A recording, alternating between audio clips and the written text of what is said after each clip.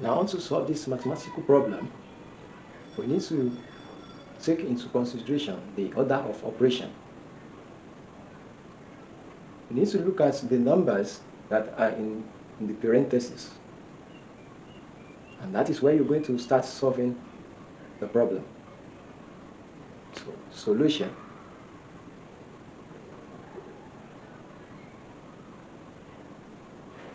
In the parentheses, we have 1 plus 1.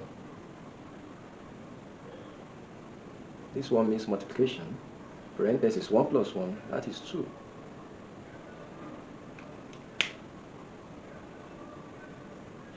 So we have opened the brackets, which is the parenthesis. The next thing is to multiply.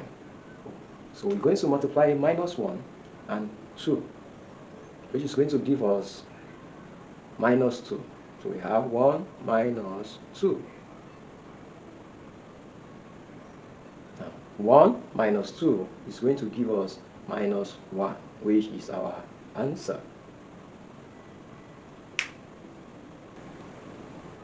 This question is similar to the first one that we solved.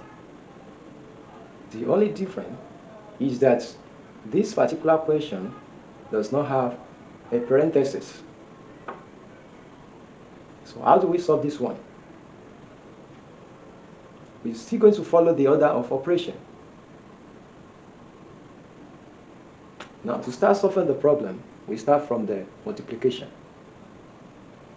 We look at the relationship between this number, minus 1, and this number.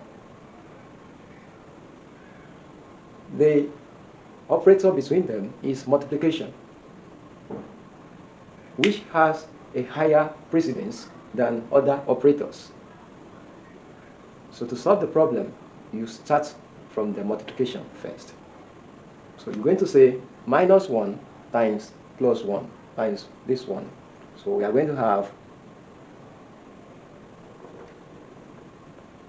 1 minus 1 times 1. We're going to have minus 1. So we have 1 minus 1 plus 1. So after the multiplication, the next one is addition. So we're going to add minus 1 and plus 1. So minus 1 plus 1 is going to give you 0. So the answer is 1. Please, if you are following me, don't get confused. In order to understand this topic very well and how to solve problems like this, you need to know what we call order of operation.